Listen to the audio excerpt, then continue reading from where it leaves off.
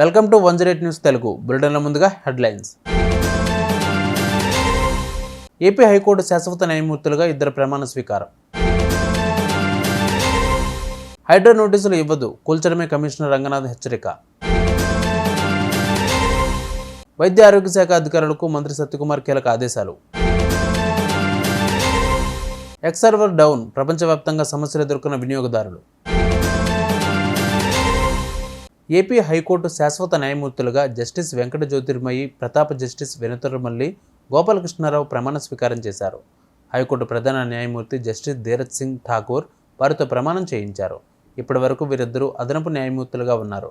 వారిని శాశ్వత న్యాయమూర్తులుగా నియమించాలని ఈ నెల 13న సుప్రీంకోర్టు కొలీజియం చేసిన సిఫార్సులకు రాష్ట్రపతి ద్రౌపది ముర్ము ఇటీవల ఆమోదం ఇచ్చారు. I, Venkata Jyotirmayi Pratapa, having been appointed a judge of the High Court of Andhra Pradesh, having been appointed a judge of the High Court of Andhra Pradesh, do swear in the name of God do swear in the name of God that I will bear true faith and allegiance to the Constitution of India as by law established, that I will bear true faith and allegiance to the Constitution of India as by law established, that I will uphold the sovereignty and integrity of India, that I will uphold the sovereignty and integrity of India, that I will duly and faithfully and to the best of my ability, knowledge and judgment that I will duly and faithfully and to the best of my ability, knowledge and judgment perform the duties of my office without fear or favor, affection or ill will, perform the duties of my office without fear or favor, affection or ill will, and that I will uphold the Constitution and the laws. and that I will uphold the Constitution and the laws. May I now request my lord the honorable chief justice to administer the oath.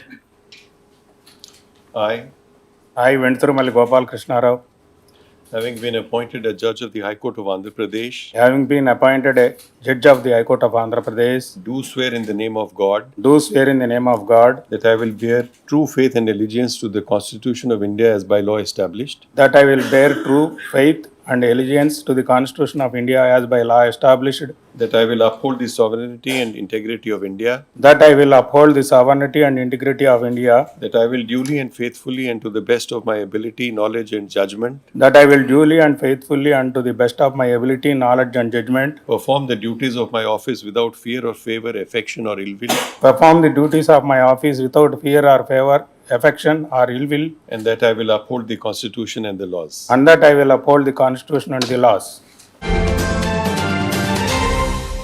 రాజకీయ చదరంగంలో హైడ్రా పావుగా మారదలుచుకోలేదని ఆ సంస్థ commissioner Ranganath తెలిపారు. హైడ్రా చర్యలు వివాదంలో నిలుస్తున్న నేపథ్యంలో ఆయన స్పందించారు. ఓవైసీ మల్లారెడ్డి అనేది చూడమని, విద్యార్థుల భవిష్యత్తు గురించి ఆలోచిస్తామని చెప్పారు. చెరువులను ఆక్రమించి కళాశాల భవనాలు కట్టడం వాళ్ళ తప్పై ఉండవచ్చు.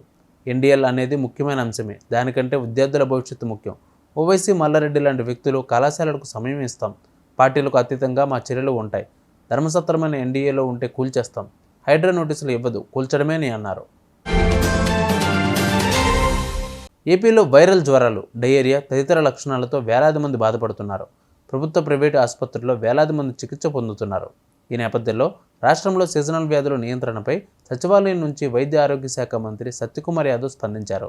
మంగళవారం వీడియో కాన్ఫరెన్స్ ద్వారా అన్ని జిల్లాల వైద్యాధికారులు, సిబ్బందితో సమీక్షా సమావేశం నిర్వహించారు. డెంగ్యూ, మలేరియా, డయేరియా తదితర సీజనల్ వ్యాధులకు సంబంధించి ముందు జాగ్రత్తలు చర్యలు తీసుకోవాలని అధికారులను ఆదేశించారు. అవసరమైన మందులు అందుబాటులో ఉండేలా ముందస్తు చర్యలు తీసుకోవాలని అధికారులకు సూచించారు. అమెరికన్ టైకూన్ స్పేస్ ఎక్స్ అధినేత ఎలాన్ మస్క్ ఆధీనంలో ప్రముఖ సామాజిక మాధ్యమం ట్విట్టర్ ఇటీవలే మాటిమాటికి సతాయిస్తోంది. సాంకేతిక సమస్యల కారణంగా ట్విట్టర్ సర్వర్ డౌన్ అయింది. ఎక్స్ సైట్ను ఓపెన్ చేయగా పేజీలు డౌన్లోడ్ కావడం లేదు. స్క్రీన్పై something went wrong, please try again అన్న సందేశం కనిపిస్తోంది. దీనితో కొన్ని నిమిషాల పాటు ఎక్స్ సేవలకు అంతరాయం ఏర్పడింది. ప్రపంచవ్యాప్తంగా ఉన్న వినియోగదారులు ఒకంత గందరగోళానికి గురయ్యారు. డౌన్ డిటెక్టర్ వెబ్సైట్ ప్రకారం భారతదేశంలో ఉదయం 9 గంటల 15 నిమిషాల నుండి ఎక్స్ సేవల్లో అంతరాయం ఏర్పడింది. సుమారు 915 మంది ఈ సమస్యను ఎదుర్కొన్నారు. అదేవిధంగా అమెరికాలో ఉదయం 8 గంటల 45 నిమిషాల సమయంలో దాదాపు 36,000 మంది, కెనడాలో 3,300 మంది, యూకేలో 1,600 మంది ఈ సమస్యను ఎదుర్కొన్నారు. ఎక్స్ అంతరాయానికి కారణాలు ఇంకా తెలియరాలేదు. చాలామంది వినియోగదారులు సర్వర్ డౌన్ అయినట్లు ఫిర్యాదు చేశారు. చూసారు ఏబీ బులెటిన్ అప్డేట్స్. మరిన్ని అప్డేట్స్తో మళ్ళీ మీ ముందుకు వస్తాను. అంతవరకు కీప్ వాచింగ్ 108 న్యూస్ తెలుగు.